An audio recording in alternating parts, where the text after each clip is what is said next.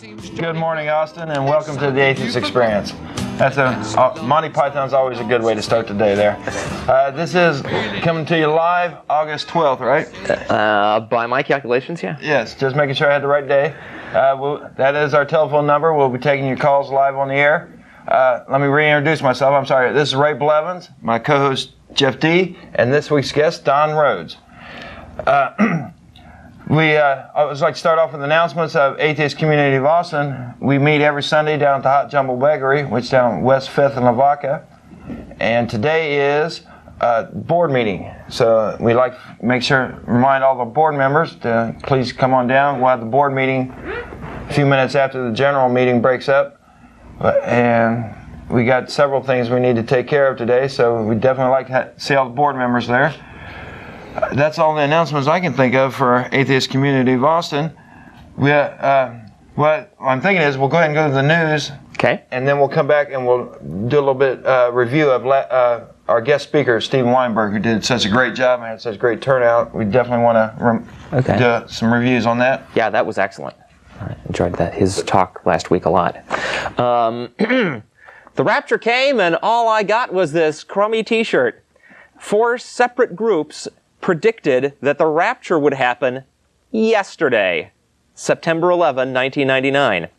Jan Weaver Gindorf used the reign of Uzziah as a parallel of modern Israel to arrive at a date 51 years after the founding of Israel as a possible time for the rapture.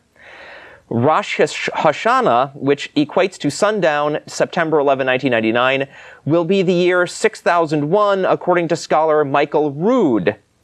That's the Jewish year 6001. An error was introduced in the Jewish calendar, he claims, which makes the generally accepted date off by several years. This will be the great and notable day of the Lord. Although he didn't predict the actual rapture on this date, he claims that this day will see the beginning of bloodshed, plagues, and all matter of pestilence, followed at some unspecified time by the coming of the Messiah. And of course, these were written before yesterday, so we're talking about September the 11th, which was yesterday. Jason Hommel was amazed to find that there are 5,760 grains of gold in a troy pound, coupling this with the amazing fact that the number of faces, sides, and vertices of a cube can be multiplied by 576. He got a clear indication that the Jewish year 5,760, 1999, this would be the one that's not miscalculated by several years like the last guy was saying, will see the rapture of the church. Jason went on to say, the associative thought processes that lead one to accomplish rational thinking and figuring were completely absent from this process.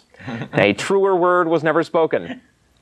Bonnie Gaunt and Ron Reese, denizens of the Marantha Ministries, built upon the Bible codes, absolutely unbroken record of no hits, to cast their rapture vote for Rosh Hashanah 1999. Again, yesterday.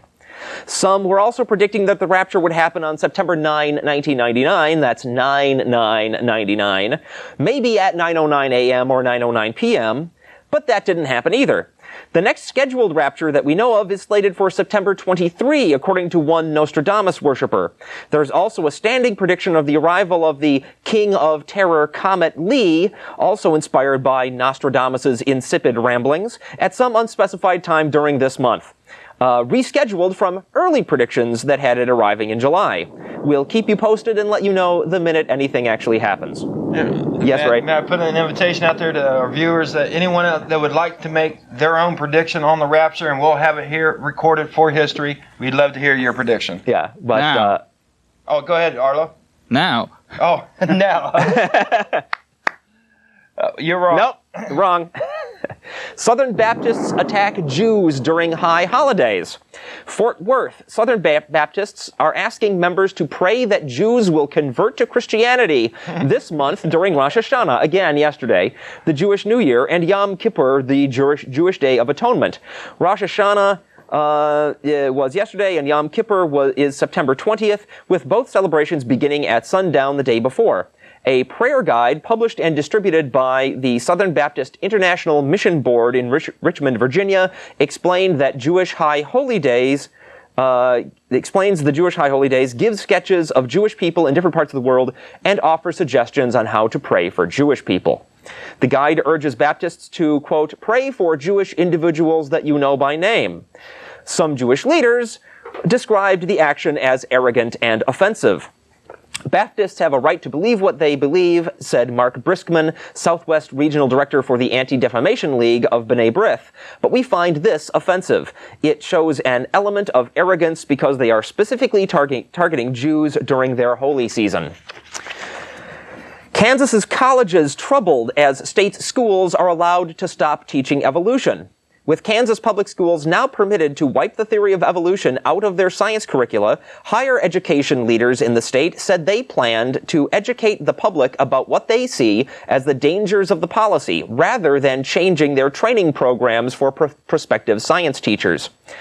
Even so, some college science professors report that the State Board of Education's decision, although limited to public elementary and secondary schools, has already hurt efforts to recruit faculty members, and lawmakers are scrambling to find ways to make sure that the science courses of Kansas high school graduates aren't laughed off by college admissions counselors nationwide.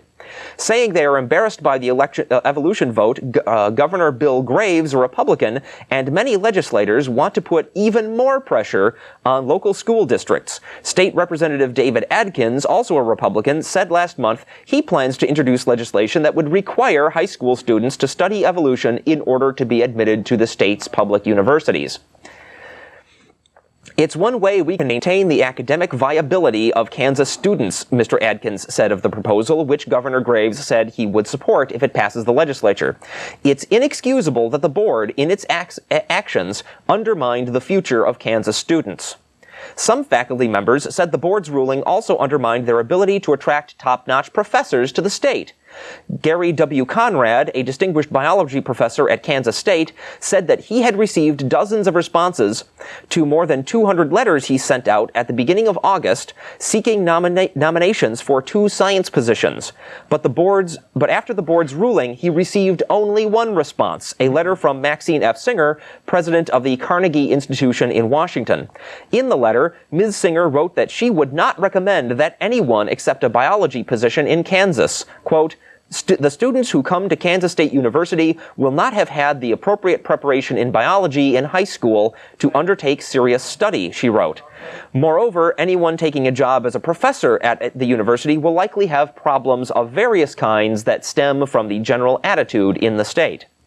Science professors with young children could be particularly difficult to attract to Kansas, Mr. Conrad added. Why would any faculty member want to come to a place to have their kids educated in a primitive education system, he asked. School districts that adopt creationism curriculum could face the same recruitment problem, said Mr. Staver, the director of the science education program at Kansas State. The university has the largest teacher education program in the state and annually graduates some 30 science teachers. He said that he would advise job seekers to avoid districts where creationism is endorsed. He said he won't let the board's policy influence his own teaching. That's fantastic, and I hope it becomes a big issue during the election there. Yeah. Congratulations, fundamentalists. You won one, and now you've got egg all over your faces. School district sued for closing on Jewish high holy days. All kinds of stuff really did happen on the 11th, but none of it happened to involve any Christians being wafted away to Happy Land. In Cincinnati, a suburban school district's practice of closing for the Jewish high holy days is being challenged in a federal court as a violation of the constitutional separation of church and state. The American Civil Liberties Union filed a lawsuit in U.S. District Court against Sycamore School District on August 25, the first day of school in the district that serves the towns of Montgomery and Blue Ash. The true motivation for the board's calendar decision to close on the Jewish high holy days, but not on the holy days of other faiths, was the defendants' desire to favor Judaism over other religious faiths, the lawsuit says. Public schools may close on religious holidays only if they have a religiously neutral reason for doing so, said Gino Scarcelli, Associate Legal Director for the ACLU of Ohio. Stigmata. The new film Stigmata raises questions about Christian dogma, but is ultimately a portrayal of an atheist becoming a believer. Patricia Arquette plays central character Frankie Page. She said, quote, "It was a very interesting character, and it was interesting for me because I really believe in God. To play an atheist, it felt very dangerous and naughty to me." Unquote. In the film, Frankie develops stigmata, mysteriously appearing wounds imitating those supposedly suffered by Jesus on the cross, and experiences a wide range of spectacular supernatural phenomena, which merely highlights the flaw in the film's reasoning. The reason that there are atheists is that stuff like that simply doesn't happen in real life. Stigmata opened nationwide on Friday, September 10. It runs 102 minutes and is rated R for sequences of violence, strong language, and sexual content.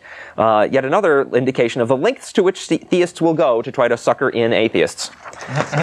And that's the news. Well, I appreciate that. And, there was one other thing I wanted to talk about before I finish. I don't actually have anything written up on it, but for those of you who have been following this unfolding story in Killeen with the Wiccans who are practicing their worship on the army base at Fort Hood, there was a march against Wicca.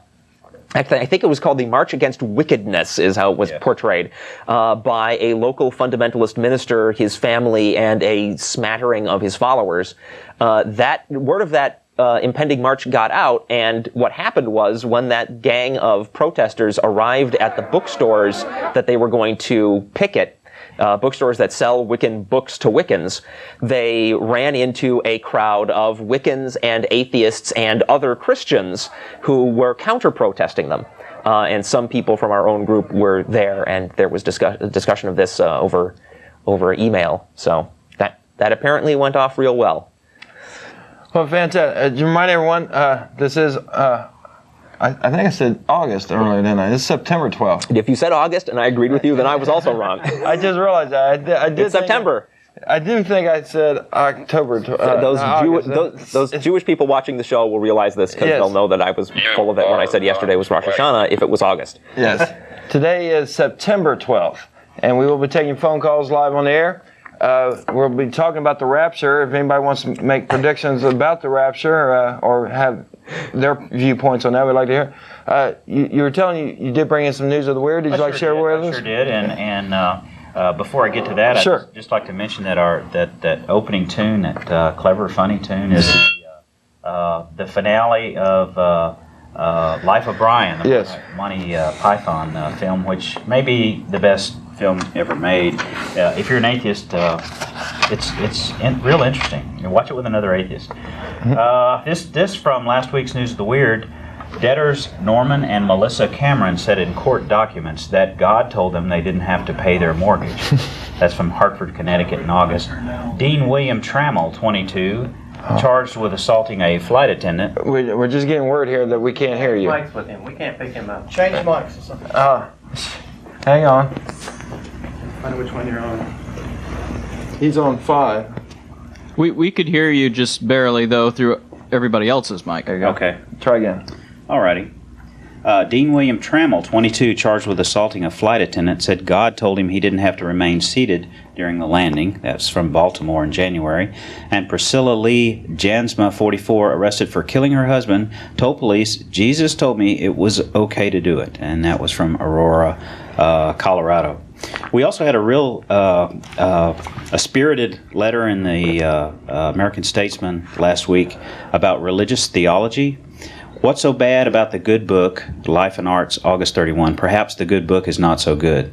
Adam and Eve ate an apple, and God was so outraged he cursed them and all of their descendants. A perfect blood offering was needed to pay for this wicked sin, so God impregnated a teen virgin who delivered a sinless son. When the descendants killed God's only begotten Son, God was appeased. He resurrected His Son and forgave everyone. When many reject the authority and redemption in the blood of His Son, God then gets so angry He destroys the earth and casts the unclean into the eternal lake of fire to be punished forever. The faithful are taken to heaven to spend eternity praising the God who says, "Vengeance is mine." We have inherited a religious theology that verges on a blood cult. Spiritual terrorism is used to motivate people into submission. How can anybody honor and respect a God who plans to eternally torture non-believing neighbors? The real heroes in the Bible are those who, in the end times, witness God's brutal slaughter of the earth, but refuse to align themselves with such cruelty and reject His authority. Fantastic. I saw that letter too. I thought that was a great letter. I saw that one too. Who wrote that? This is from Paul Boudreau. Do we know Paul? No. Okay. Well done. Are we getting Don's microphone now? Yeah, test that other mic and see if he can hear you. Can he be heard now? Okay. Go ahead, Don. Testing. Nope. Yes. It's because it's out Sure. Okay. I had it buried, I guess. down all the chest hair. All right, there. Sorry, folks. That's what's so great about live TV. All right. What's and all? All right, Don. Did you want to go on to something else, or did you want to talk about Steven Weinberg? Let me just hit on a couple of quick things that I'll forget if I don't say them now. Not a problem. I was privileged to be on a thing called the Dad Show on KAZI Radio, and the topic of this particular Dad Show was how does what role does religion play in raising kids? And every other person that was on there was a minister. I had 5 ministers there. That's funny. So it was pretty predominantly one way, but it was an interesting experience, and I found the group as a whole to be surprisingly tolerant. We disagreed about a few things. We probably could have sat there and disagreed about a whole lot of things, but the folks over there have a real good crew, and everybody was treated real nice, and I understand that will show on ACAC at some point in the future. Also, October 17th, I'll be speaking to the Unitarian Fellowship, which meets at Serrano's at Symphony Square. I believe that starts at 10:30 in the morning. And now I'd like to talk a little bit about the wonderful experience we had last weekend at First Cafeteria when we had Dr. Weinberg from UT, who is one of the preeminent people in the world in the physics arena. He's a genius and well recognized. Let me read you just a little bit of some of the stuff Susan Brown sent out about him. He was educated at Cornell, Copenhagen, Princeton, taught at Columbia, Berkeley, MIT, Harvard, where from 1973 to 1982 he was Higgins Professor of Physics. In 1982 he moved to the University of Texas and founded its theory group. At Texas he holds the Josie Rigenthal Chair of Science and is a member of the Physics and Astronomy departments. His research has spanned a broad range of topics in quantum field theory, elementary particle physics, and cosmology, and has been honored with numerous awards, including the Nobel Prize in Physics, the National Medal of Science, the Heinemann Prize in Mathematical Physics, the Crescent Medal of the Franklin Institute, the Madison Medal of Princeton University, and the Oppenheimer Prize. He also holds honorary doctoral degrees from a dozen universities. He is a member of the National Academy of Science, the Royal Society of London, the American Academy of Arts and Sciences, the International Astronomical Union, the American Philosophical Society. In addition to the well-known treatise Gravitation and Cosmology, he has written several books for general readers, including the prize-winning The First 3 Minutes, now translated into 22 foreign languages, The Discovery of Subatomic Particles, and most recently, Dreams of a Final Theory.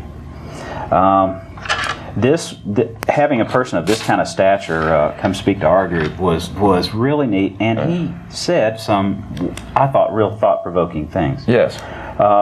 He started off with a discussion of do religion and science conflict, and he quoted Stephen Jay Gould, and I'll have to kind of paraphrase a little bit, that religion concerns itself with how people should act, and science only deals with the facts. So there should be no conflict.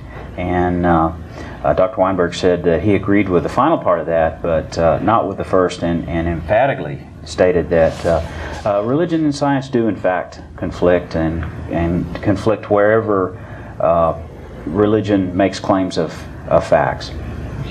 I thought that was Yes. real interesting.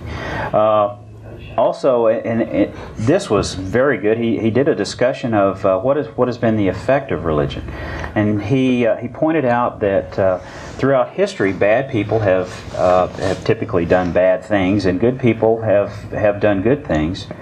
But the predominant and consistent effect of religion has been to get good people to do bad things. He also talked about what should be taught in public school science classes, and he just made a whole lot of sense. He said sometimes scientific findings can contradict some particular religious tenet and upset somebody. Sometimes they will appear to support some other religious belief. Science classes must teach what is generally accepted by scientists, and regardless of the religious implications. And I think that's first rate. That cuts right to the core of that. And he was asked, why not teach creationism alongside evolution? And he stated that that would give creationism a standing that it, as the alternative to evolution, that it frankly does not deserve. And he gave the example of should flat Earth material be taught alongside conventional geology, and of course the answer is no.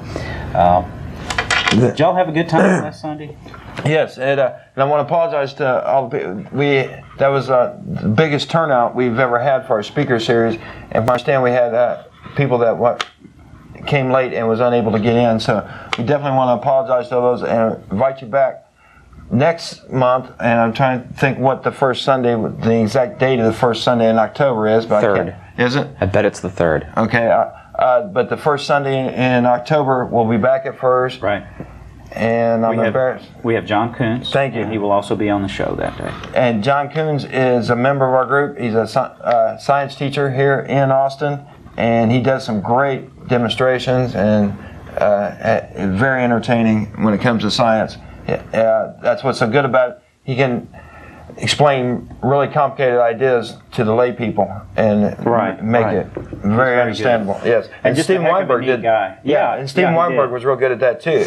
We had some very pointed questions from the audience, and he was able to get right to the meat of the subject. That's right. Very quickly, and so yes, I was quite thrilled to meet the gentleman in person there. You want anything you'd like to add to that, Jeff? Oh, not particularly. There are like two sides of the does science and religion conflict issue, and I was happy to see that Professor Weinberg was on the same side as Richard Dawkins, who's another outspoken critic of the stance that Stephen Jay Gould takes. Because the fact is that only some Christians are willing to give up all of their religion's claims of fact and just go with the teachings about how people should behave. And most of them, when you really press them, they think that the claims of fact of their religion are the reason why you should behave the way their religion says you should behave. And so, when those are in conflict with science, even those people have a problem. So to try to dodge it is I think Professor Weinberg said something to the effect of, scientists are then dictating to religionists what their religion ought to mean to them. Mm-hmm. Right? He's telling that Stephen Jay Gould is in a sense telling religionists, you have to give up all your religion's claims of facts because that's science's territory, and of course they don't believe that. So there's a conflict. Like I said, I like what he's saying there about having good people do bad things. My grandmother's no longer alive, but she went to church every Sunday. But she honestly thought black people were mud people and were actually less. She quit using the word nigger towards the end. But when I was a kid, yes, and she didn't think anything of it. Because which is it? Children of Ham, the mud people. I'm not that up on the tribes. The Children of Ham deal is from one of the early books. I think it's either Genesis or Exodus, and there's the children of Ham are supposed to be cursed. And that's why we have slaves. That wander the earth and be servants. Right. That is one of the passages that has been used to support slavery. And like you said, she was. Other than that, she was the most kind woman, and she thought she was a good Christian, and probably thinks she's in heaven. And she probably thought she was going to heaven, and even though, and that was a perfect example of good people doing bad things without. Right. Without having the conscience bother them whatsoever, because they've been brainwashed by that book, thinking that they would. Mm-hmm. So, like I said, just want to remind everyone, this is live, coming to you August 12th. I don't know if we're having technical difficulties or not, but I'd like to see if we can work everything out. I was trying to think. I see you brought in a book about the rapture, and we can go back let's go into that. I know you haven't read the whole thing yet. That's right. So I don't want to put you on the spot. Well, let me just let you know that something wonderful has happened in South Austin. Okay. And this is not a commercial, but it does have to do with a commercial enterprise. Borders Bookstore opened on South Lamar and Ben White, whatever. And my family and I went over there the other day just to check it out. We enjoy bookstores, and we've hit them all.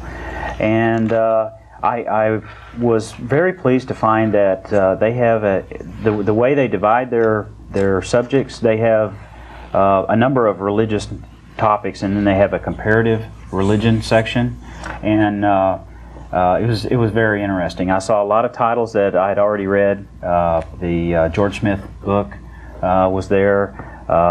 And several that I'd never seen that were books that I would be interested in, and I grabbed one, and it is The Last Days Are Here Again. It's a great title.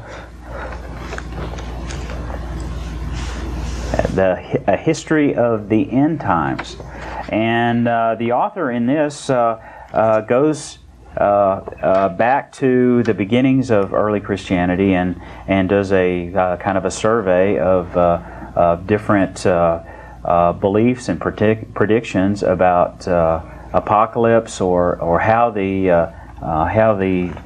earth is supposed to end. I found it very interesting, and there's a lot more to it than I thought there was. For example, there's something called dispensational eschatology, and this has to That's a new one on me. Yeah. This has to do with the existence of the earth being divided into ages, and each age has some kind of a special purpose where mankind is tested for something, and the general belief among dispensationalists is that the earth will last 6,000 years, and then the last 1,000 years will be the millennium. There's all kinds of millennium stuff in here. So a lot of the date setting that has gone on through history is to try to figure out when it's going to be 6,000 years from creation, and then the millennium is supposed to begin. And there are premillennialists and postmillennialists. And postmillennialists have this kind of optimistic view of the world, that the world will get better and better and better until the end will be like 1,000 years of peace and justice, and then we'll all go away or whatever. And then there's the premillennialists who think that the world is getting worse, and that we'll have, and essentially what the pre means is that Jesus is going to come before the millennium, and we'll have the tribulation and everything, the Antichrist and all that, and then swing right into the millennium there. There's a lot of the predictions in America are better documented than throughout the Middle Ages. And in the last century, there was one group like the Millerites that set dates over and over and over again, and finally just lost all credibility with anybody that they had any idea what they were talking about. Jehovah's Witnesses and several other modern groups have been able to survive setting a date. And then Seventh-day Adventists also. Good one. Yes. Set dates, and then nothing happened, and they were able to learn from that and go on and survive. And part of what modern apocalyptics have learned is don't set dates. You know, when you make a falsifiable supernatural claim, then you're really asking for trouble because it'll be falsified. Anyway, I've enjoyed what I've read of it. I have just a few pages left, and it's out there and it's available, and you can learn all about how the apocalypse has been predicted over and over again for almost 2,000 years now. Now, another strategy, of course, is to predict a date that is so far in the future that you're not going to catch any flack for being wrong about it. I understand that Pat Robertson has already pushed his prediction of the millennium off to the year 3000. So he'll be dead in hundreds of years. Yeah, he can keep racking in the dough during his lifetime, and he'll be fine. All right, let's try the phones and see how they're working here. Let's see. Randall? Good morning. Good morning. Good morning, Randall. I recognize your voice. Is this Don? Yes, it is. I certainly appreciate your calling me. I had to step out to get some stuff for breakfast. Listen, I really enjoy what you fellows are doing down there. I belong to the Freedom from Religion Foundation for years. Fantastic. I'm 73 years old, and I'm real anxious to get down there one of the days and meet you fellas. I can tell you some interesting stories that you may get a kick out of. My son lives in Austin. I have a son and daughter who lives in Austin, and he has sent me 4 or 5 of your tapes, which I really enjoyed. Thank you. And one of the tapes I had, they were talking about atheists in foxholes. And, yes, we get that a lot. Pardon? We get that point a lot. Were you an atheist in a foxhole? Yes, sir. There we go, folks. But one of my favorite stories, I don't know if you've heard it or not, that I tell them a lot, is about Mike and Joe were in a foxhole in Korea. I guess you could pick anywhere, and they were completely surrounded. There was just no way they could get out. So Joe says to Mike, "What can we do?" Mike says, "I don't know. There's just no way we can get out alive." So Joe says, "Well, I guess we can pray." And Mike says, "Well, that's a good idea," but he said, "I never went to church or anything." He said, "I don't know how to pray." And Joe says, "Well, I'm the same situation." He said, "I live next door to church too, but I never did learn how to pray." But he said, "I did hear them over there." He said, "I think I can remember what they said." So Mike said, "Okay, go ahead." So they bowed their head. Mike told Joe, he says, "Go ahead." Joe goes under the B6. He was next to a Catholic church, yes. Good one. But you fellas doing, I did have the opportunity, it's been several years ago, I met, what's her name, from San Antonio? Catherine? Yeah. Catherine Farringer's, she's a great lady. Yeah, she came up here with us last weekend to hear Dr. Weinberg. Oh, is that right? Yes. Yeah. But I just want to give you a quick call and tell you how much I appreciate Don getting back to me. I copied the number off of one of the tapes, and my son's been trying to get over there, but they've just bought another house and in the process of moving and all that. But I just wanted to thank you guys a lot, and I'm really looking forward to getting down and meeting you. Well, thank you. And we're looking forward to meeting you. So I hope he's taping this program. I don't know whether he is or not. Well, I'm flattered to hear that the tapes of our show are getting out there across the state there. Randall, leave us a message if he didn't get it taped. I'm trying to tape it at home. Oh, are you? And so if he doesn't get it taped, we'll get one to you. Well, I'd be glad to pay you for sending me the tape if you'll do it. I'll make a contribution. Why, thank you. You have a great week. Okay, thank you a lot. Thank Take you. Uh-huh. Bye-bye. All right, let's go on down to Stephanie. Hello. Good morning. Correct me if I'm wrong, but doesn't the new millennium actually start 2001? You're absolutely right. But it really depends how you're figuring.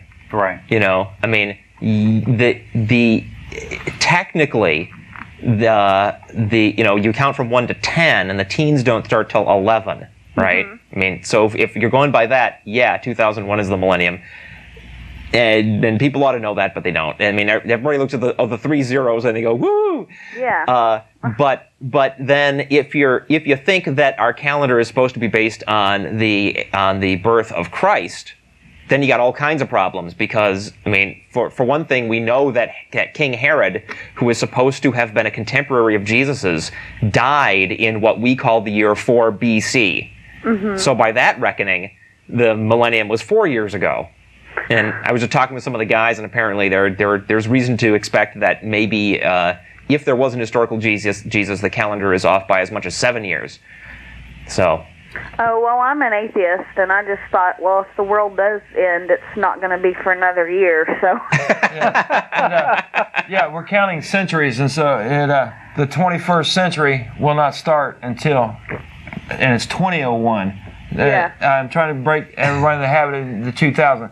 Because it was 1900 and it'll be 2100. Just because we have 3 zeros doesn't mean we have to change it and call it 2000. Right. It'd be 2000. But I don't know. There's just something about the fact that it changes from one set of numbers and then the 3 zeros. Plus, you've got the Y2K thing, the crisis that everybody's looking for on January 1st. So I think I think this New Year's will be a bigger deal than 2001. I Of course, think most you people can do do it it, but- twice. I mean, Yeah, you can. can. And that's- I think what's going to happen this year is because of all the idiots. Yeah, but idiots throw good parties too, and that's my brother's plan for the next 2 years. I mean, I was talking with him about it, and he said, everybody's gonna go nuts in the year 2000, and there'll be lots of big parties, and he plans on going to all of them, and then people do it again in 2001. He'll go again. So, it's not gonna hurt anything. Okay. Thanks a lot. I appreciate your input. No problem. Yep. All right. So, remind everyone, this is live August 12th. We will take phone calls, any questions you want to have on there. And just remind everyone, once we're done here, we head right down to the bagel shop down at West 5th and Lavaca. Come on down, Stephanie. If anybody did get wafted away to heaven yesterday, we'd appreciate a call from you too. Well, we haven't had any Christian callers, so maybe they're gone. They might be gone. Yeah, that could be gone. one. Yeah, Prove us wrong, Christians. Call in. We don't have our usual. Show us that, in fact, the rapture didn't happen. If the rapture did happen, then any Christians that call won't be real Christians, right? Good point. Yes. It's too confusing. Stop it, we'll lose callers. But Wow, the phones are lighting up. yeah, we see They're it still like that, around. yes. Well, before we take any of them, let me Sure. let me just throw this out here. We talk door. about things that atheists might enjoy. Here's something you might get a kick out of. It is says right here at the top,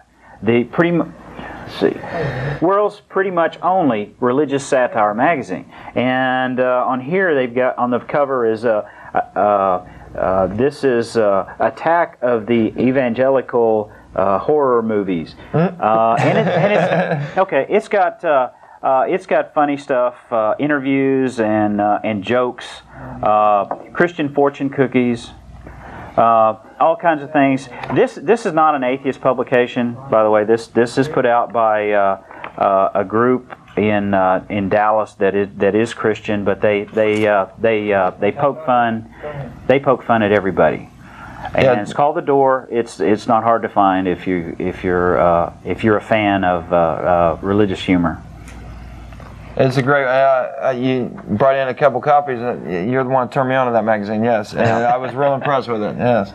And for those that subscribe, they have that tape of those of y'all that watch the Daily Show. The Right. Daily Show. I don't know if they still do the God stuff. Occasionally, yeah. Yes, they do. And when I subscribed, they sent me that tape, and we've all enjoyed that. That's been a lot of fun.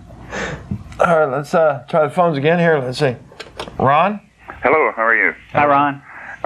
Just want to let you know, first off, I am a Christian. But I also want to know that, or want to let you know that I do believe in what you're doing, because I believe that different walks of life around the country, I believe everybody has the right to their own belief, and that I don't think what you're doing is wrong. Well, thank you. I appreciate that. Everybody has their own beliefs, and I think that's what our country was founded on, is the differences. And if we didn't have differences, we would all be perfect, and that would be terrible, right? No, I'm afraid I don't agree with you on that point. I think we should all be as good as we could possibly be, and I don't think that some kind of preference for differences ought to be used as an excuse to be wrong. Right. But we certainly agree that everybody has the right to believe whatever it is they believe. So y'all carry on and enjoy your day, and keep believing what you want to believe, because I think that's okay. I'd like to touch on something that Ron said. Ron, you said that our country was founded on the idea of differences being okay. I forget exactly the words you used, and I don't want to tell you're wrong or anything, but my point of view is that one reason that we have the government that we have and some of the rights that we have is when they came together in the Constitutional Convention and in other places, there was diversity. They weren't all Baptists. They weren't all Catholics. There was a variety there. And so at that time, as they were putting the government together, they were people that respected each other, and they incorporated that into the documents that our government's founded on. And we're very lucky. Exactly right. I'm currently going through a government class, U.S. government class, and I got to really thinking really hard about some things, and that's true. They were all different walks of life, and we were all trying to get along, and we didn't want to have to live in a country where we were dictated about what to do. So that was the reason for writing our rights, or making our rights in our government, so that they can understand everybody's beliefs. Right, right. Well, the government is going to tell you what to do, but we draw the line. They can't tell you what to think. That's right. Exactly right. Well, y'all have a good day. You too, Ron. All right, bye. Take care. All right. Whoops. Hit the wrong button. Okay. Let's go on down to Ed. Wow, that was fast. Well, I wanted to ask if any of you heard anything about the Southern Baptists where they pissed off a bunch of Jewish people because there was something about. We did a news story about that. The Southern Baptist, what does it say? The Southern Baptist Mission Board, International Mission Board, released a prayer guide which told Southern Baptists to pray for Jews to convert to Christianity. Right. Oh, okay. I must have missed that. I woke up late. Sorry. That's all right. It's okay. Presumably Southern Baptist Christianity. I don't think those Southern Baptists would be real happy if all those Jews became, say, Catholics. Right. What? Let's hear your point of view on that. Well, I just thought it was pretty intolerant, you know. Yeah. And it sort of was linked to what you were saying about how there's all this diversity and stuff, and that's how our government was formed. And then here you have one group of, you know, religious people sort of attacking another group. I'm not sure. I didn't read the article or anything, so I'm not sure exactly what transpired. But see, I'm not sounds sure. Kind of radical. I'm not sure how I would feel about that if I found out that there was a prayer guide out there telling a bunch of Christians to wish in unison that atheists became Christians. You know, I think I'd just laugh. Yeah. Because I don't see any power in prayer. But if you're another religious organization who may believe in the existence of some supernatural power or other, I can see where that might seem a little threatening. Right. Yeah. It just seemed really intolerant, and I thought, you know, I'd ask if you guys had heard anything about it. Yeah. Well, I mean, it could be worse. I mean, at least, you know, if they go off and pray, then like if they're praying for me to be a Christian, then I don't have to deal with that. They're doing that over there. When they knock on my door and want to witness to me, then that's something else. When they when my daughter feels pressured at school to participate in some religious activity, you know, then you're treading on ground that's going to cause some negative waves. Right. But you got to keep in mind, one of the tenets of Christianity is conversion. Right, is to recruit. Right. Yeah. I was just curious. I didn't know what lengths they had gone to try to convert these Jews to Christianity, or what they intended to do, or anything. But you mean recently, right? Because we know what lengths they've gone to historically. Right. Yeah. But I meant currently what's happening. Like I said, I didn't read the article, but it sort of caught my attention there. I thought, oh, here we go again. Another one of those. You know, it's probably time for us to get that Atheist Missionary Corps together. Get out and start knocking on doors and. Imagine, knock, knock, knock. Hello. Hi. Have you heard the good news about Jesus? No. What's that? It was all just a story. You're fine. Your soul's not in any danger. Thanks for your time. By the way, I'm not sure who got my email, but I found a bumper sticker that says "Honk if you're Jesus." If you're Jesus, you are Jesus. Yes. I thought that was pretty funny. Yes, it was. Anyway, you guys are doing a great job. Thank you. You have a great week. Thanks for calling. Yeah, you might want to invite that guy down to the bagel shop. Yeah, sure. Yeah, come on down. Ed sounds like an interesting guy. Or anyone else that would like to come down to the bagel shop, it's free and open to the public. And we always like meeting the new people down there. And it looks like you're looking up something. Oh, bumper stickers? In my door magazine, he mentioned bumper stickers. So in here there's companion bumper stickers we'd like to see.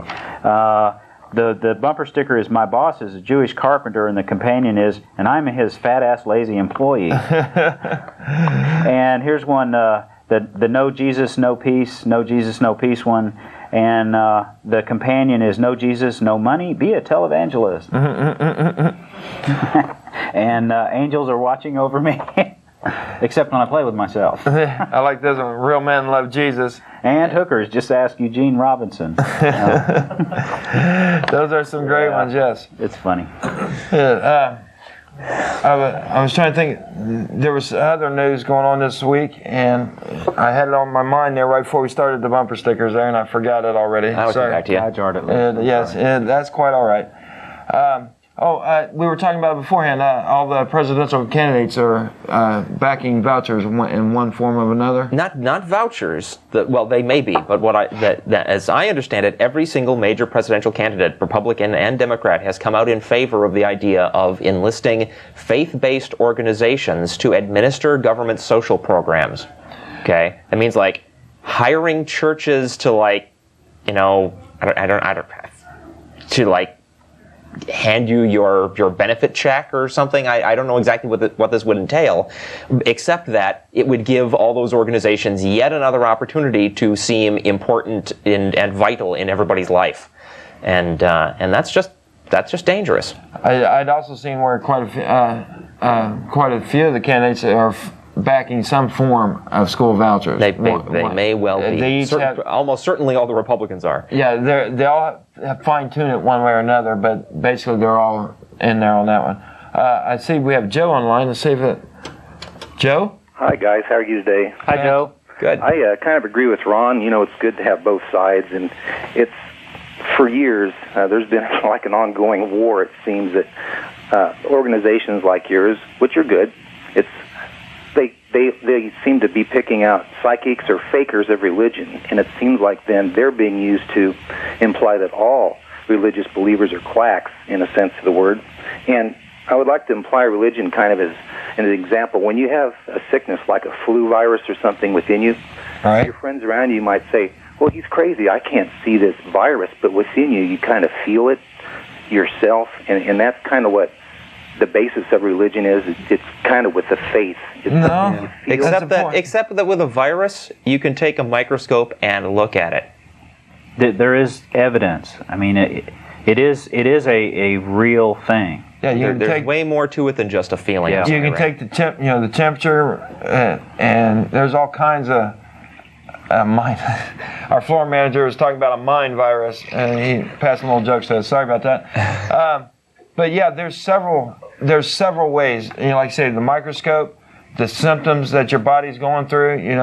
The fact that you give somebody an antidote and they get better. Exactly. Right. That's good. And religion has no comparative. There's nothing that would compare to that when it comes to religion. Is what I'm trying to say. Unless you can point something out that does. Well, mentally, let's say perhaps religion were a placebo. And by believing in it strongly, it gave you the strength to heal.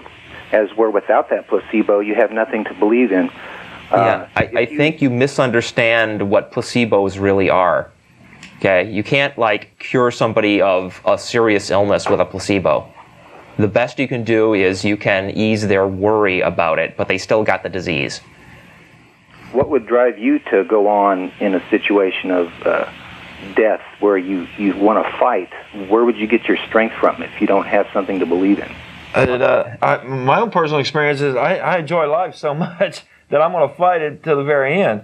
I'm going to try to do the best because I know there's nothing else after this. So I want to make the best use of the time while I'm here. Mm-hmm. Yeah. And I take care of my health through diet and exercise and try to extend my life as far as I can and as long as I can. Plus, being the descendant of untold generations of ancestors who only survived long enough to reproduce so that I could exist because they felt a desire to go on existing themselves. I've inherited that survival instinct, so I don't really have to worry about it. I guess that's where it is. It's like it's political. In a sense of the word, that each belief comes from two areas, and I guess you just have to choose that sometimes. And it's not really that it's bad that one would have a choice to believe in faith or God to get better and get up and walk again, or you yourself, like you say, enjoy life so much, that would be your reason. It's not really bad, And then one other thing I did want to touch on, I'm looking at our new age, and we talk about the millennial changes and prophecies and all those things, and there are a lot of quacks out there, but it speaks about new things here in the Bible. It talks about wars and rumors of wars, but that's been going on. But here's what it's saying. It's saying there's going to be islands and mountains running away to the seas, just totally leveled. Before, we've never had this, but now we have the science and the technology to actually do these things. And the chip implant is here. They're using it in the government. Oh, good and grief. we have our New World Order, for example. Yeah, the Bible does not say chips. Yes, it does. The mark of the beast. The Bible says the mark of the beast, which meant to the people in those days a tattoo, right? It didn't mean a chip.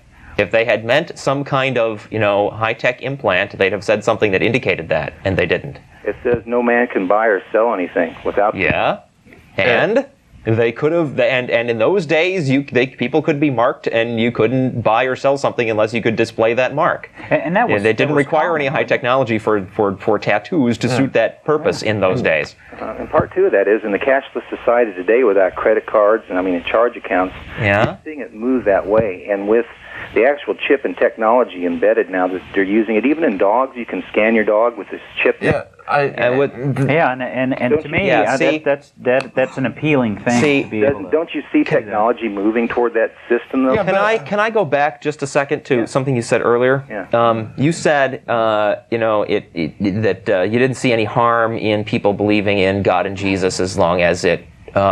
I forget exactly what your justification was, but if it made them better, help them get through their sickness. Help them get through their sickness. The problem with belief in the supernatural is not the belief itself, but the risk that if, for example, somebody believes because of their religion that the disease they've got is a supernatural force that can't be treated medically, but can only be treated, magically, supernaturally, through prayer or whatever. Those events, and they're wrong, right? Hang on. If somebody believes that because of their religion and they're wrong, that's the bad part. Right. Okay?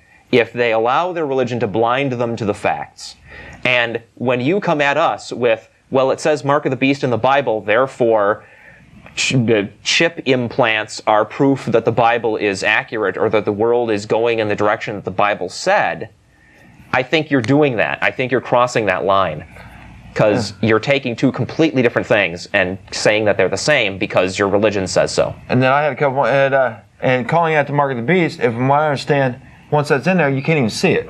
So if you can't see it, how would it be a mark? Okay, and then the other point is, there is a service now on the internet where you can actually buy stuff completely anonymous. So the technology that you say is causing that is also giving us a way around that. And from what I understand, it's perfectly legal. The guy's not here. It's not set up here in the United States. What you do, so they're real worried about drug money being laundered through this, but there's nothing the United States can do about it. You can actually go on the internet and spend thousands of dollars and be completely anonymous and not have to give any personal information whatsoever. So right. I understand that. And I'm just trying to point out, with the New World Order and the one world leader it talks about, I can just personally, I see it all coming, and I'm just trying to put it together that way. What you can see have a nice day. I'm going to go. I just want to bring thanks you for a good calling. point. Thanks. All right. What it is you're seeing is you're seeing things that have vague connotations, vague connections. They remind you of stuff said in the Bible, and it's not evidence that the Bible is true. It's evidence that you as a human being are able to draw connections between unrelated things on the slimmest of evidence. So I'd like to address a couple of things he talked about. He started by saying that we address the fakers, and we draw conclusions from that and to everything else. And until somebody can make a claim and we can see it happen, like make a prediction about the future and it happens, I think that's fair. I think it's fair to generalize a little bit about that. And the idea that these beliefs cause no harm, they're just kind of feel-good things, I don't think that's true. There's people that are schizophrenic and don't take their medicine because of religious beliefs. There's people that don't treat their children's illnesses because of religious beliefs. There's people that make it no longer necessary to teach evolution There you go. in an entire state in the public schools It because of their steers you religious wrong. beliefs. It just steers you wrong. Yeah, we should have asked that guy about the rapture. I'm sure he had an opinion. All right, let's go on down to Mary. Good morning. Good morning, Mary.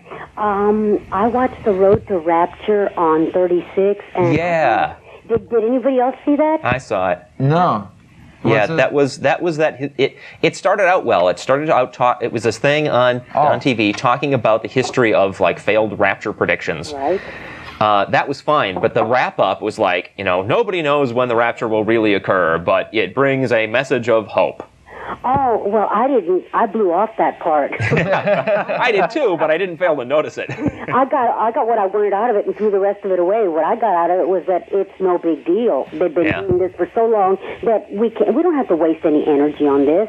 Okay, that guy was talking about the mark of the beast, right? Yeah. Well, that comes from social control, okay? And we're moving away from that intellectually because the people that we have as leaders are revealing that they don't know any more than we do. And why should they be the boss, okay?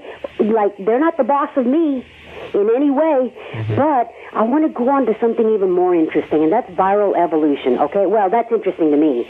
But have you heard of the antibiotic-resistant virus strains that are showing up? Yeah. Well, see, the bond I have with nature, it's so awesome, and it's so loving, and so it means everything to me. Okay, it means more to me than my relations with humans because she doesn't lie to me ever, and she reveals herself in facts, and that's a fact. That she does those things to show that it's real. Evolution is a real thing. It goes on all the time, and that's why the religionists are having to deal with that micro versus macro evolution. Okay, well, it's real on the micro level because we've got these viruses that I guess they evolved and they're resistant to antibiotics, so we have to explain them some kind of way. So let's accept evolution on the micro level, but we don't have to accept it on the macro level. Yes. Well, I mean, one is part of the other. And I know you don't like the word holistic, but holistic, it is a whole thing in a lot of ways. We are in one cosmos as far as we're concerned. Maybe there is something out there, but we haven't gotten there yet. Right now we've got to deal with what we've got here and what we're doing to it. Well, Mary, I don't have any problem with the word holistic, but I do have issue with the some of the claims that are being made under that word. If you go to, I was in a pharmacy yesterday, and they had racks and racks of bottles of pills that cost $40, and I guess due to truth in labeling, they're saying may improve memory and stuff like that. And that's disturbing to me because there's a whole culture building up around talk this. about that. Think about it this way. In the political realm, look what they did to a perfectly good term called liberal, okay? Right. I've been a political liberal for the longest time because the heart is on the left side, okay? I'm a leftist because my heart is on the left side. And now they've demonized the word to where it's almost an epithet. And I'm very careful about what they do with words because language is how we communicate. Yeah, while we're talking about what we're doing with words, I'm kind of taken aback by your use of the feminine pronoun she and her for nature. Why are you personifying nature? Because she gives birth, Jeff. Huh? Because she gives birth. Nature. What, all of nature all at once? Well, no, in different, like the ovum gives off just a few eggs at a time. It isn't a whole thing. But nature isn't a person. Well, yeah, I guess I genderize it because of I'm a sentimental fool. Sentimentally, it's perfectly okay. But there are people that really think that all they do is they believe in a thing that is God, but they think that the God is nature and not the Christian God. Okay. And there's no difference there as far as I can see. I can explain it to you on an emotional level, okay? Oh, there's no need to explain it to me on an emotional level. If that's all it is, I understand that. For me, that's what it is because I grew up as a throwaway kid, an orphan, and I didn't have a mother. And she replaced my mother, and that's why. Okay. Okay? Yeah. All right. It's kind of harmless, really. Yes. Okay. Okay. As long as we all know what we're talking about. Okay. Okay. Bye. You have a great Calling, week. Mary. Yes. Can I break in here just a second? Sure. Well, she brought Don brought up the thing About about the the medicine. Yes.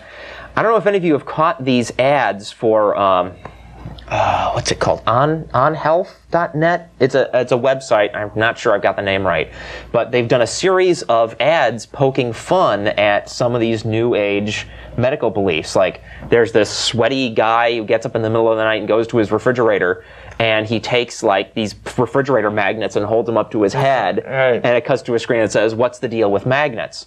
And it has another one where there's this family moving furniture around in their grandmother's room, and she's lying in bed, and they get the dresser over to one corner, and bing, she like sits up, and they go, "Grandma!" They set the dresser down, and the instant that they move it out of the position they were holding it in, boom, she falls back down again, right? And that was making fun of feng shui. And there's another one making fun of humor in medicine, where this guy is showing how to tell jokes to one of those medical dummies, right? He's like, making fart noises at it and stuff. I really liked those ads. Then I went to the website, and it's all full. It's chock full of New Age hokum. They bend over backwards to excuse the lack of evidence in support of this stuff. Apparently those ads are just a gimmick to make them seem like they're level-headed because they make fun of this. Now it's self-deprecating, and they go ahead and sell you that stuff anyway. Sad. So yeah, anyone that's making medical claims with just anecdotal evidence only should not be taken, because the science and medical community will not take that as evidence for any medical claims whatsoever. Yeah. And there's a lot of people out there medical claims just on anecdotal evidence only. Yeah.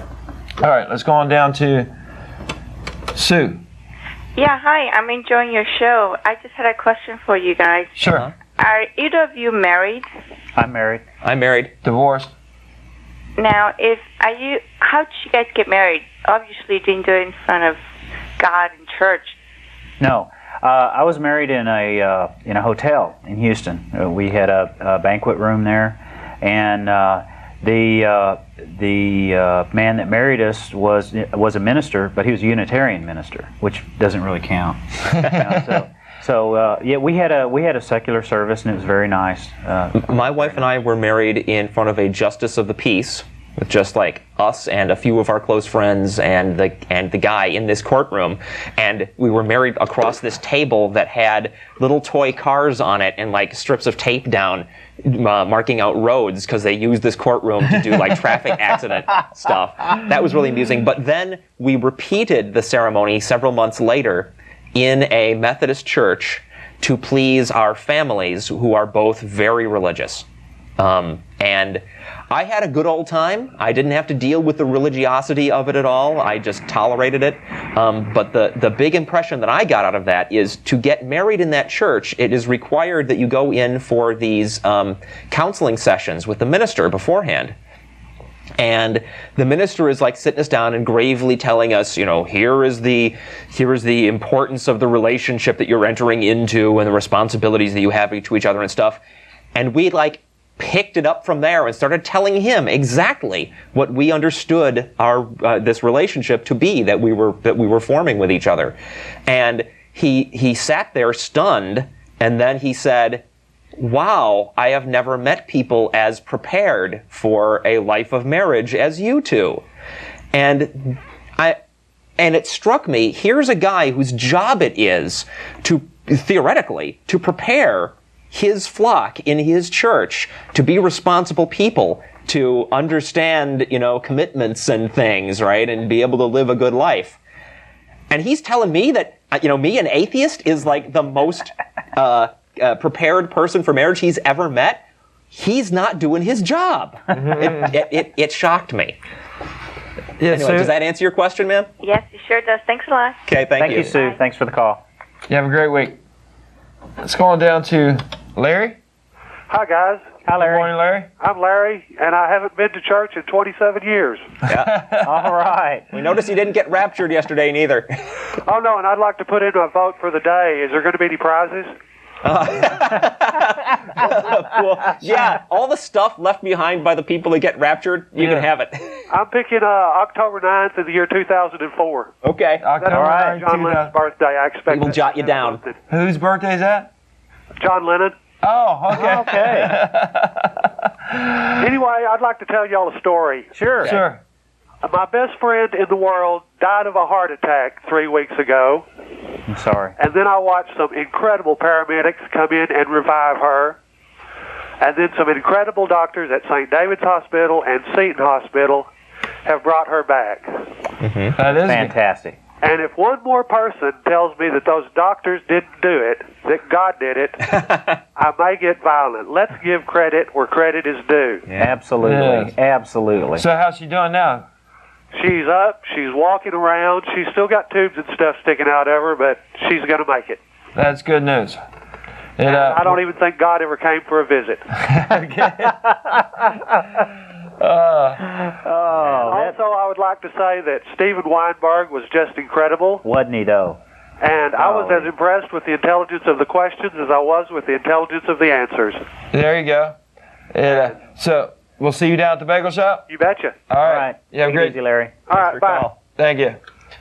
Well, just remind everyone, this is September 12th. I don't know why I got August stuck in my mind there. Hell, it's September 12th, and we will be taking phone calls live on the air. I did remember one thing that happened this week. We got into discussion about faith, and the person, and it comes up on the phone calls all the time, what they, we have faith that the sun's coming up tomorrow or whatever. And it occurred to me while I was talking to him that it's not, I don't have faith, I have trust. And they brought up the example about driving the car, that we're going down the highway at 60 miles an hour. Right. We have faith that that person's going to stay in that lane. No, I have trust that. Well, yes. Yeah, trust is a good word for it, but I mean, in a sense, it's faith as well. But religious faith is something different. Yes. The faith or trust, however you want to say it, about the cars staying on their side of the road is based on something. Yeah. Right. Good point. At the very least, we're talking about a matter of degree. I mean, if they insist that everything from the expectation that the sun will come up tomorrow, with all of the evidence behind that, and faith that this big cosmic being in the sky that you've never seen and can't prove exists really does exist, if they're going to say both of those are covered by the word faith, then you got to look at the issue of, well, how much, Right. and then if it takes very, very little here, well, sometimes very little of something is good and a whole lot of something is bad. It's not all good just because it has the same name. Vin, I guess I've been saying the wrong date. Now that I said the right date, the phone calls are ringing. Everybody thought it was a rerun. Yeah, everybody must have thought Don't we have the date up on the screen? No. No. Let's go on down to Joe. Hey, how y'all doing? Doing good, Joe. Good. Good show. Thank you. And I'm not an atheist. I do believe in Jesus Christ and all that stuff. And But you could be an atheist. We could send a missionary over to you, and we can help. We can. I mean, you just have to kind of let go. Yeah, let go and let me. No, I'm just, y'all have a right. It used to bother me in my earlier years that people had, but everybody on this planet has a right to be. We do. And, we do. And be you, who you are. right. And I choose to call that God gives us individualized expression, and I don't think I'd be expanding in human consciousness if it wasn't for God. What about y'all? What do you think is leading your way? Is it faith, or I just want to know a little bit about y'all's beliefs. We would say it's not faith. Yeah. So faith in what atheists mean? Can you tell me that? Atheist, sure. An atheist. I'm sorry. Go ahead, Don. You were. Well, I will repeat what you've said over and over again, that a real classic, widely acceptable definition is that we are, as atheists, without a belief in a God. And for many of us, that in the group at least, we find that quickly translates into a challenge of anything supernatural. But what the word means is without theism, without an active belief in God. It doesn't mean that you believe there's no God. Yeah. So you believe there maybe is... splitting hairs a little bit, but it's one of those distinctions we like to make. So you believe in a power greater than yourself, right? No. You don't? Well, no. Well, there's. I mean, depends what a you mean by locomotive that. is more powerful. Well, I mean, if you're learning from a book, for instance, isn't that power greater than yourself? Well, somebody took the trouble to write it, and somebody published it, and probably cost a tree some material, and those are all real things, part of nature, and somebody going out and doing work. And when I read books, even when I read books by big name physicists and biologists, I'm not picking up the book and saying to myself, well, this guy's a power greater than myself, therefore every word in this book is absolutely true. Well, I think about what I'm reading, and a lot of times I don't disagree, that I don't agree with the words that I'm reading, and I take what seems to make sense out of it, and I leave the rest. Okay. So I don't know if you can call that believing in a power greater than myself. It's certainly acknowledging that there are some people out there that know stuff that I don't. What about higher self or lower self? Isn't there a part of you that's trying to challenge you in the day that might be, trying to make your day a little more destructive than, like I could listen to this other voice sometimes in my head that says I need to make more money or blah, blah, blah. Fear comes in. Yeah. I think we recognize that we have multiple things going on our brains, and some of them are more rational than others, and we struggle with that like anybody else. Okay, so can I ask you a question real quick, Joe? Yes, sir. If let's say that a spaceship landed tomorrow in Washington, and these aliens introduced themselves. I mean, it really happened. It's not just somebody's figment. And these people are bigger, faster, smarter. And can do lots of things that we can't do. Would it be appropriate to worship them? No, I wouldn't worship them. Really? No. Okay, that's good. But they would be certainly a different challenge for my mind to comprehend and to assimilate. It would be. I'm kind of open to all kinds of stuff. They're finding new dinosaurs and everything else in the world, and so there's not really one answer that I can rest back on and say, this is it. This is it, as I see it. I see this world as being diverse with a bunch of differences between peoples, and sometimes I think religion creates that warlike environment where. Amen. But I practice spirituality, and I put Jesus Christ first in my life. I just wonder what y'all think of Jesus. I personally don't think the person ever existed. I think it's all myth. Really? But there are people in our group that call themselves atheists that think that there was a person there, but they don't think he was a supernatural person. But they feel that it was a person that done some good deeds that got embellished over the years. Well, sure. That rational thought that you did mention, is rationalism part of y'all's belief too? Yes. Absolutely. Yes. Okay. We think that's one thing that makes humans really neat as a species, is that we are capable of it. So y'all believe in the intellect and the emotions combined, or the intellect overriding the emotion? Well, it depends. As far as living our lives as people, emotion is part of what makes us human beings and colors our lives. So you believe in love. As far as telling what is real and what the truth is, then the intellect is superior to emotion. Yeah, there's a lot of people that are emotionally ungrown up, and you know that as well as I do. But I do believe that intellect and emotions have to be married together in such a way where I wouldn't be able to send out love if I didn't have it. What do you think of the word love? I think it's a very valid emotion. I love the human race in general, and then I got specific people in my life that I love more than others, of course. I have a puppy dog and a 9-year-old daughter and a wife that I cherish them all. That's beautiful. Lots of friends that I care a lot about. That's beautiful. There's a lot of people that, including myself from the past, that used to have beliefs that, this just doesn't jive with my brain. But no, everybody's got a right to be here, and I appreciate y'all's show and just standing up for what you believe in. Thanks for the call, Joe. Okay. Thank you. Calling. Have a good day. All right, we're down to 15 minutes here. Let's try to get as many as we can. David? Yes, good morning. Enjoying the show. I heard all the good comments about the lecture last week. Yes. Was not able to attend, but I'm hoping that it was recorded and that the tape would be available. Is that correct? I don't know. I really don't know if it'd be available. I do know that there's people made audio tapes, but whether or not Steven Weinberg... We'd have to have his permission right. to give it to somebody else. But, you know, I mean, we can ask. It was very good, but I think it was a lot better being there, frankly. I understand, but I just couldn't be. Well, sorry about that, yes. I understand. Well, I'll check with you by email. All right. Okay. Thank you much. Thank you. With that much response, we'll definitely have to see if we can get him back again sometime in the future. Maybe in 6 months or so. Yeah, I think I know who that was. That's a member of ours. That's an elderly fellow and very supportive of our organization. And this is an important outreach for him. And, yes. Well, but I think we have to get Steven Weinberg's permission. Absolutely. Yeah. Absolutely. We can't make any promises without discussing them with him. All right. Let's go on down to Brian. Yes. I, for one, would just like to state that I don't trust that the person next to me in traffic is going to stay in his lane. I hope he's going to stay in his lane. Hope. Okay, good point. Well, I don't know if that would be strong enough to allow me to go out and drive a car. Well, if you don't drive with four wheels, you don't have a roll cage, and you aren't given the option of not being aware.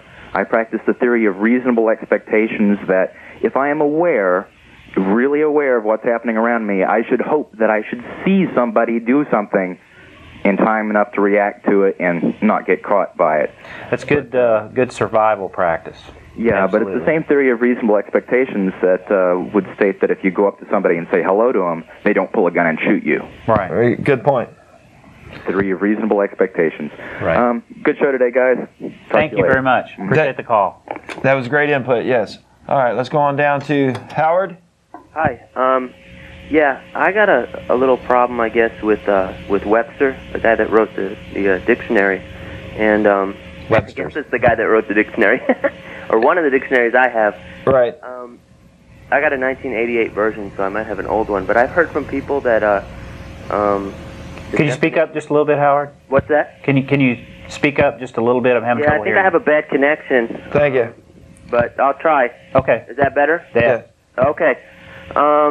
My dictionary says atheist, a person who believes that there is no God, and I've heard that other people have seen that in the dictionary as well. Right. And so that would be one reason why I don't call myself an atheist, although according to your guys' definition, I guess I am. Yeah. But, I'm a little bothered by that. Yeah, actually, and Jeff has explained this really well, so I'll give you a break.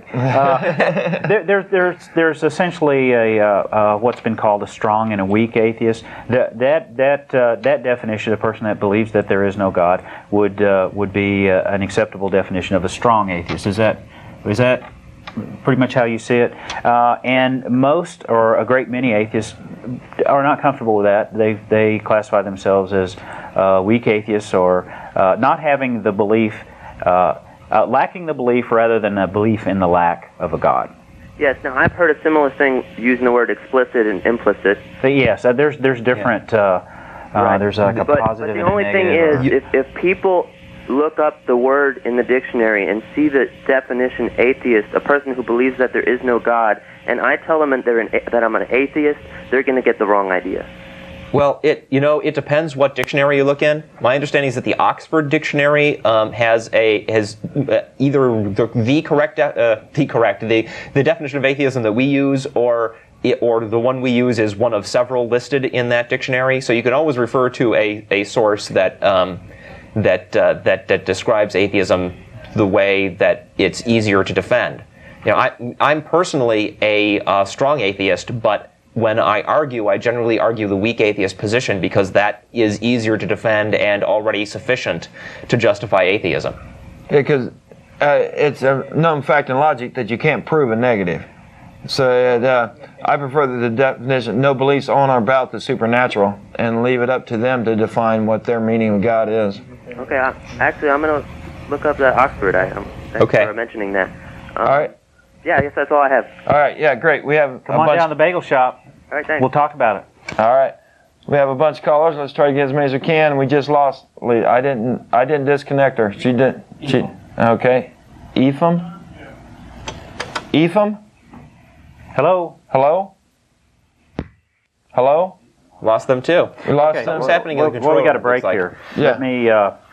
This is the Call back, folks. newsletter for the Freedom from Religion Foundation. One of our callers earlier mentioned that they were a member of this.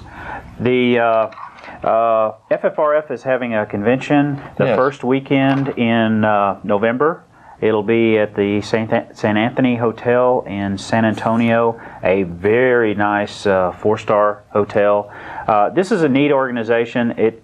If you ask them, they'll say that they're not strictly an atheist organization, although you'd never know it by being around them or reading their newsletter. They're led by atheists. They're atheist friendly. There's an article in here by Catherine Farringer about using the word atheist. So this will be a real interesting convention. I've been to one of their conventions before. If you're an atheist or freethinker, you'll love it. All right. I see a bunch of lights here. I'm waiting to get the names here. And so, but if we lost you folks, we'd love for you to call back. Let's try again here. Sue? Hi, it's me. I just called back again for a follow-up. Can you explain on Unitary Church and where are you meeting later today at the bagel shop? Yes, right. That's West 5th and Lavaca. The one-ways make it kind of confusing, so watch out for all the one-ways down there. And I'll let Don say something. Well, I mentioned earlier that I'll be speaking at the Unitarian Fellowship, which meets at Serrano's Symphony Square, and I'll be there on October 17th at 10:30. So, but you were married by a Unitary Church? Oh, yes. I was married by a Unitarian minister. Right. So what does that mean? What kind of religion is that? Well, Unitarians are, originally, Unitarian was opposed to the Trinitarian doctrine. In other words, they chose one God instead of three. Nowadays, it's kind of vague, and you really don't have to have any kind of supernatural beliefs to be a Unitarian. They claim to be atheist friendly too. That they'll welcome atheists. I've seen things in the paper of something I wanted to see, and it was at a Unitarian church, and I've gone and visited and seen other people from our group there and met other atheists there. So they are atheist friendly. They kind of remind me of humanists. It has a you go there and it has a church feel, but what they're talking about is here and now. Do you guys have a website? Yes, we do. www.atheist-community.org. It's right there on the TV screen. Okay, great. Thanks a lot, guys. You have a great week. We also have a voicemail number if you need any information. It's 371-2911.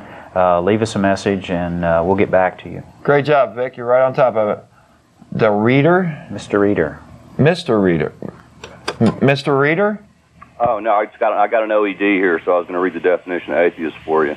Oh, okay. The first one is one who denies or disbelieves the existence of a God, which would be the strong definition. The second one is one who practically denies the existence of a God by disregard of moral obligation to him or a godless man. Yeah, the first definition, it says denies or disbelieves. Right, but the first one's a strong definition. And what? No, the first one is both definitions. Denies would be the strong atheist. Disbelieves would be the weak atheist. We have to go back and look up belief. Okay. And what book? Definition LED. Bye-bye. Yeah. Thank you. Thanks for we talk about words. Was that the input? Was that the Oxford Dictionary? He said that was. He may well be right. I was passing on what I had heard, and I'll. You know what I'll do for next week? I'll jot down a note to look that up and try to bring various dictionary definitions. Bring in several definitions. Yes. We're down to 6 minutes here, so if you want. And it is September 12th. We'll take the last few phone calls. Anyone wants to call in with any other questions? If I may mention something that I think atheists and theists would appreciate this quote, and it is about atheism, which is why I want to talk about it. Great. But before I give you this quote, I want to give you a quote that everybody knows is from Theodore Roosevelt when he said, "There is nothing to fear but fear itself." Right. He actually took that from writing from Thoreau, but he left out a big part of the quote. Here's the quote from Thoreau. "Nothing is so much to be feared as fear. Atheism may comparatively be popular with God himself."